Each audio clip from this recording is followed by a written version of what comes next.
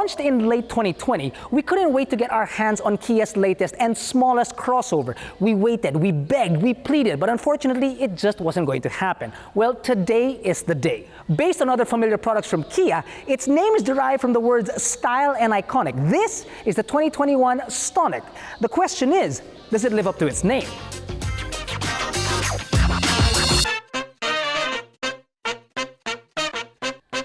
Styling, it most definitely has. After all, this is Peter Schreier's baby, and he designed the Stinger. Now, if that car deserved a second look, so does this guy.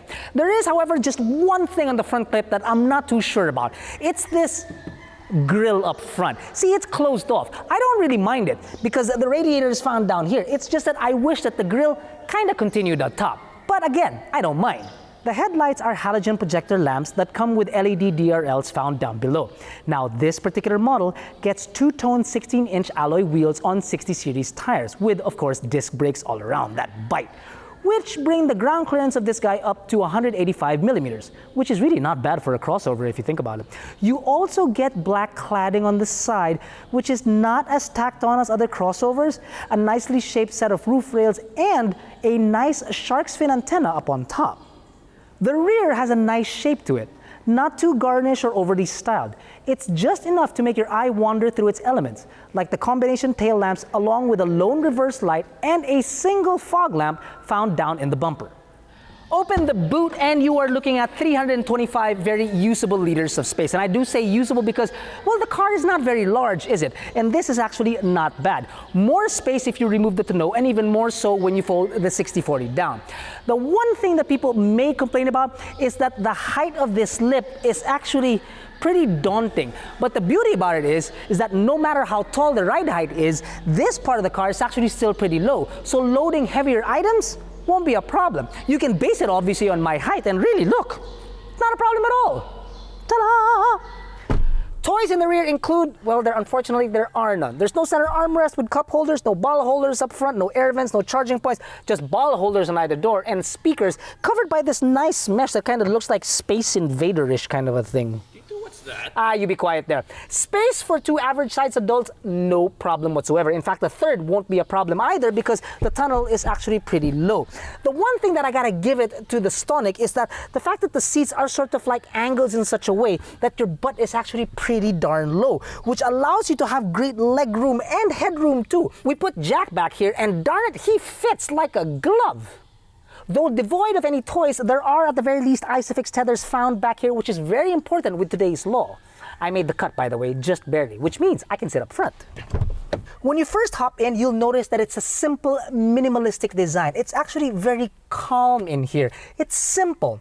And it's clean, too, with the hard plastic that you can find everywhere. Yes, they lean more on the durable side, but at the very least, they're easier to keep clean.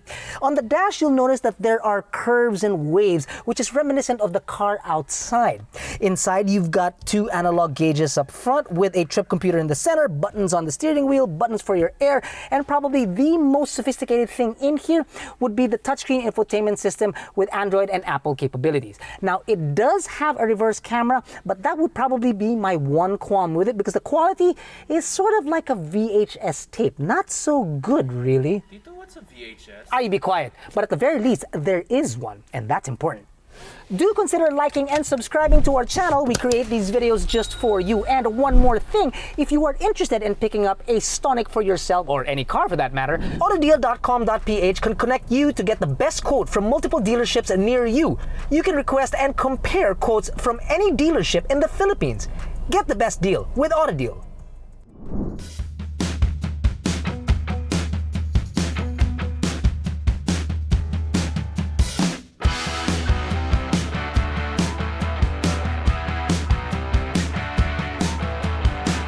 The Stonic shares the same interior and platform as that of the Rio. One of the differences being is the ride. In the Rio, it's a little bit more mature, more forgiving. In the Stonic, well, it's younger, it's sportier, which if you think about it, is actually spot on because it speaks exactly like the design language of the car, especially the exterior. The engine may also sound familiar because it is the exact same one in a Soluto, which is a 4-cylinder naturally aspirated 1.4-liter mated to a 6-speed automatic transmission. The difference, however, this time being is the output, where in the Soluto, or rather in the Stonic, it's up by 4 horses. It brings it up to 98 horses and the same Newton meters of torque, which is 132. Now, I know what you're thinking. It may just be 4 horses, but really, those 4 horses, you can feel it. Especially when you bury your foot, it makes for a much peppier drive. It really does. As of this point, I've driven the car 190 kilometers. Now, that's about 70 kilometers inside the city, where I was able to get 8 to 9 kilometers per liter. About 11 when it clears up. On the highway, we were able to push this thing to about 18 kilometers per liter. Now, when we were burying our foot to complete the 190 kilometers all the way up to Tagaytay through Ternate, it was doing roughly about 10, but that was obviously because we were burying our foot like there was no tomorrow. I was thinking about it, and this does come with a 6-speed automatic transmission, so I was thinking that maybe it would be better to drive the automobile, especially in the twisty roads, with a 5-speed manual, which is an option in this car. But then I thought, like, you'd eventually head back into the city and then you get stuck in traffic, so in retrospect, yeah, I'd rather stick with the automatic, really. The stability of this car is actually quite impressive and mind-boggling at the same time. Allow me to explain. This car is based on the Soluto, as I mentioned earlier. It sits on the same platform, yet it drives better, it rides better. And the odd thing is that it sits higher. How they do that is beyond me. Truly beyond me. Now, to be honest with you, I was waiting for the wind and road noise to come in at about 100 kilometers per hour. Unfortunately, it did not. It will, though, however, at 110 kilometers per hour, which obviously is not advised.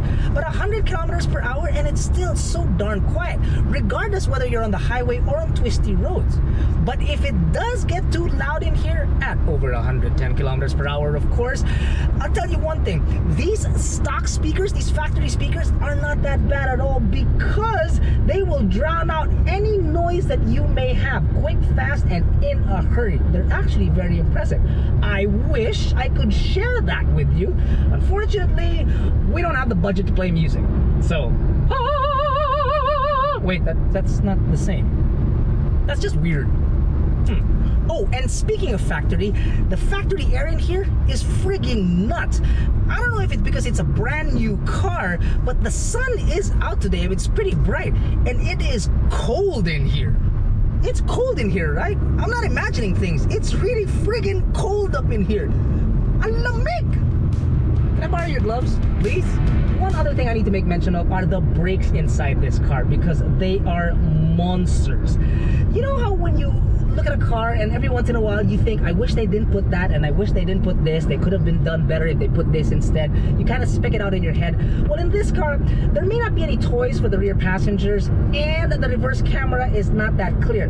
But whatever money that they saved, they spent it on the brakes, because this thing, damn, the brakes on this guy bite hard, like a rabid dog in heat with a vengeance. Like, bam! To me, this car is just basically a get up and go kind of automobile. When you want to split, you just get your keys, you get in the car, you start the engine, and you split. That's it. No ceremonias, no dramas, just get up and go. That's the beauty about it. And it does so with style.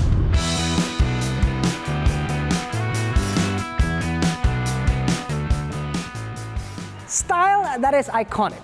That's the tagline that Kia Philippines has used to describe these automobiles, and to be honest with you, we tend to agree, because it's a good car through and through, at a great price point too. It starts at 735,000 Philippine pesos and tops off, like these two guys, at 925,000 Philippine pesos. It's a good package that Kia has put together, and it's really got everything that what people are looking for in a small crossover with a tinge of sophistication. It's great. The question now here is whether it's going to be an iconic car or if it's already there.